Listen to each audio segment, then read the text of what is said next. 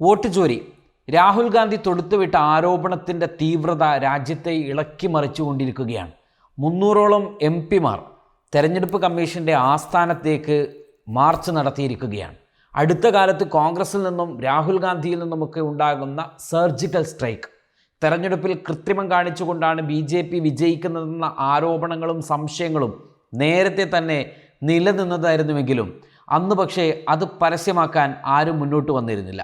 ആരുടെ കയ്യിലും തെളിവുമുണ്ടായിരുന്നില്ല. പക്ഷേ ഇന്ന് കാര്യങ്ങൾ അങ്ങനെയല്ല. ഇന്ന് രാജ്യത്തിനൊരു ശക്തമായ പ്രതിപക്ഷ നിരയുണ്ട്.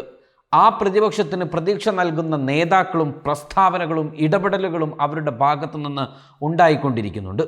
BJP അല്ലെങ്കിൽ മറ്റൊരു പാർട്ടിക്കും പ്രാധാന്യമില്ലെന്ന തരത്തിൽ BJPയും സംഘപരിവാരം മുന്നോട്ട് പോകുമ്പോൾ അത് രാജ്യത്തെ രാഷ്ട്രീയ പാർട്ടികളെ ബാധിക്കുന്ന വിഷയമാകുന്നത് കൊണ്ട് തന്നെ ഇപ്പോൾ കോൺഗ്രസ് തൊടുത്തുവിട്ട ആരോപണത്തിൻ്റെ കുന്തമുനയിൽ നിന്നും മാറി നിൽക്കാൻ ആർക്കും സാധിക്കുകയുമില്ല. എല്ലാ അർത്ഥത്തിലും രാഷ്ട്രീയമായി പരാജയപ്പെട്ട മുന്നണിയും സംവിധാനവും ഭരണവും ഒക്കെയാണ് BJP നേതൃത്വം കൊടുക്കുന്ന കേന്ദ്ര സർക്കാർ. രാജ്യത്തെ ജനങ്ങൾക്ക് സ്വസ്ഥമായി ജീവിക്കാൻ കഴിയാത്ത അവസ്ഥ കൈവന്നിട്ട് വർഷങ്ങളായി. ഇങ്ങനെ ഭരണകൂടത്തെ ജനങ്ങൾ വെറുത്തു തുടങ്ങിയിട്ടും എന്തുകൊണ്ട് വീണ്ടും BJP തന്നെ അധികാരത്തിൽ വരുന്നു എന്നത് സംബന്ധിച്ച ആശങ്കകൾ പഠനവിധേയമാക്കിക്കൊണ്ടിരിക്കെയാണ് രാഹുൽ ഗാന്ധിയുടെ ആറ്റം ബോംബ് വരുന്നത്. ഈ ബോംബ് രാഹുൽ പൊട്ടിച്ച ശേഷം ഇതുവരെ BJPയുടെ ഒന്നാം നിര നേതാക്കളാരും അല്ലെങ്കിൽ കേന്ദ്ര സർക്കാരിൻ്റെ ഒന്നാം നിര നേതാക്കളാരും ഇവിഷയത്തിൽ പ്രതികരിച്ചിട്ടില്ല എന്നത് മാത്രം നോക്കിയാൽ മതി ഇതിൻ്റെ ഗൗരവം മനസ്സിലാക്കാൻ. കോൺഗ്രസ്സിന് മറുപടി നൽകുന്ന ചില ചാവേറുകളുണ്ട്. എന്ന് വെച്ചാൽ BJPയുടെ A team, B team, C team എന്ന് പോലും വിളിക്കാൻ പറ്റാത്ത തരത്തിൽ താഴെ തട്ടിലുള്ള ചില ആളുകൾ, അവർക്ക് മറുപടി നൽകേണ്ട ബാധ്യത രാജ്യത്തിനില്ല. കള്ളവോട്ട് ചേർത്തിയും അർഹരായ വോട്ടർമാരെ ഒഴിവാക്കിയും സുതാര്യത മറച്ചുവെച്ചും കമ്മീഷനെ കൂട്ടുപിടിച്ചും അധികാരത്തിലെത്തുകയായിരുന്നു BJP എന്നാണ് രാഹുലും കോൺഗ്രസും പറയുന്നത്. ഇക്കാര്യം അവർ ശരിവെക്കുകയും ചെയ്യുന്നു. ഇപ്പോൾ ജനങ്ങൾക്ക് കൂടുതൽ ആത്മവിശ്വാസം കൈവന്നിട്ടുണ്ട്.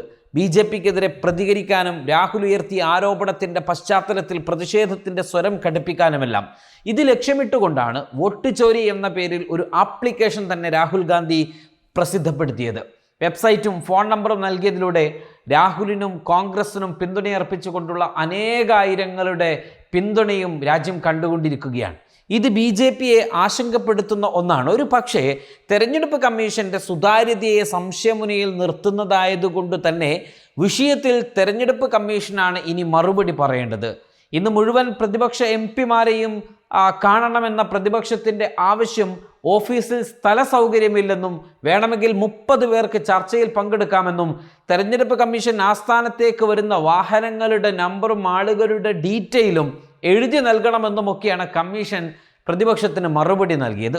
300ഓളം MP-മാരുമായി രാഹുൽ ഗാന്ധിയും പ്രതിപക്ഷ പാർട്ടികളും ഇതേ തുടർന്ന് തെരഞ്ഞെടുപ്പ് കമ്മീഷന്റെ ആസ്ഥാനത്തേക്ക് മാർച്ച് നടത്തുകയും ചെയ്യുകയാണ്.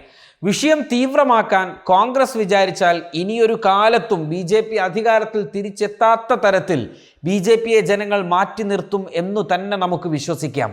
യന്ത്രവൽകൃത സാമഗ്രികളിൽ മനുഷ്യർക്ക് തന്നെ കൈകടത്തലുകൾ നടത്താം എന്നതിൻ്റെ ഉദാഹരണമാണ് BJPയുടെ ഈ വിജയം എന്നത് നമുക്ക് അനുമാനിക്കാൻ കഴിയും. പുരോഗമന രാജ്യങ്ങൾ പോലും തെരഞ്ഞെടുപ്പ് സുതാര്യമായി നടത്തുന്നതിന് വേണ്ടി പേപ്പർ ബാലറ്റ് സംവിധാനങ്ങൾ ഉപയോഗിക്കുമ്പോഴും ഇന്ത്യ ഇക്കാര്യം നിഷേധിക്കുന്നതിൻ്റെ രഹസ്യം ഇപ്പോഴാണ് പുറത്തു വരുന്നത്. ഒരു പക്ഷേ ഈ ആവശ്യത്തിലേക്ക് രാജ്യം ഒറ്റക്കെട്ടായി നടക്കേണ്ടതുണ്ട്. ജനാധിപത്യത്തെ അസ്ഥിരപ്പെടുത്താൻ മാത്രമേ ഇത്തരത്തിലുള്ള പ്രവർത്തനങ്ങൾ ഉപകരിക്കുകയുള്ളൂ എന്ന് മനസ്സിലാക്കണം. തെരഞ്ഞെടുപ്പ് കമ്മീഷൻ സുതാര്യമാവണം. BJPയുടെ B ടീമായി മാറാൻ തെരഞ്ഞെടുപ്പ് കമ്മീഷൻ പാടില്ല. രാജ്യത്തെ തെരഞ്ഞെടുപ്പിൽ വിശ്വാസ്യത നഷ്ടമായാൽ അതുണ്ടാക്കുന്ന പ്രത്യാഘാതം അത്രമേൽ വലുതായിരിക്കും. രാഹുൽ തൊടുത്തുവിട്ട ആരോപണ അസ്ത്രം മറികടക്കാൻ BJP ഒരു പൂഴിക്കടകൻ തന്നെ ഉപയോഗിക്കുവാനുള്ള സാധ്യതകളും വളരെ കൂടുതലാണ്. അതിനുള്ള തീവ്രമായ മൗനമാണ് അണിയറയിൽ ഒരുങ്ങുന്നത് എന്ന് വ്യക്തം. ആ മൗനം ഭേദിച്ച് ഒരു ദിവസം BJP രംഗത്ത് വരുമെന്നും പല നാടകങ്ങളും അരങ്ങിലുണ്ടാകുമെന്നതും നമുക്ക് ആലോചിക്കേണ്ടതുണ്ട്. തെരഞ്ഞെടുപ്പ് പോലെ പലതും ദുരൂഹമാകുന്ന പശ്ചാത്തലത്തിൽ പെഹൽഗാമിലെ ഭീകരാക്രമണത്തിൽ പങ്കെടുത്ത ഭീകരരെ പിടികൂടിയോ വധിച്ചോ എന്നൊക്കെയുള്ള ചോദ്യങ്ങൾ ഉയർന്നു വരേണ്ടതുണ്ട്. അതിനുള്ള ഉത്തരം കിട്ടേണ്ടതുണ്ട്. നിരവധി സൈനികർ കൊല്ലപ്പെട്ട ഭീകരാക്രമണത്തിൻ്റെ കാരണക്കാരെ കണ്ടെത്തിയോ എന്നുമുള്ള ചോദ്യങ്ങൾ ഉയർന്നു വരണം. ഒരു പക്ഷേ ദുരൂഹമായ മറ്റെന്തോ അണിയറയിൽ നിന്നും അരങ്ങത്തേക്ക് വന്നാൽ ഇന്നു കാണുന്ന രാഹുലിൻ്റെ തീവ്രതയെ മുഖ്യധാരയിൽ നിന്നും മാറ്റി നിർത്തപ്പെട്ടേക്കാം. അധികാര കോകിലുകളിൽ നടുങ്ങുമ്പോൾ നിരന്തരം ഭരണക്കാർ ഉപയോഗിക്കുന്ന ഇത്തരം കുറുക്കുവഴികളെ മറികടക്കാനുള്ള പൂഴിക്കടകൻ കൂടി കോൺഗ്രസ് കാണേണ്ടിയിരിക്കുന്നു. അല്ലെങ്കിൽ ഒരു രണ്ടാം സ്വാതന്ത്ര്യ സമരത്തിലേക്കെങ്കിലും കോൺഗ്രസ് ജനങ്ങളെ തയ്യാറാക്കേണ്ടിയിരിക്കുന്നു.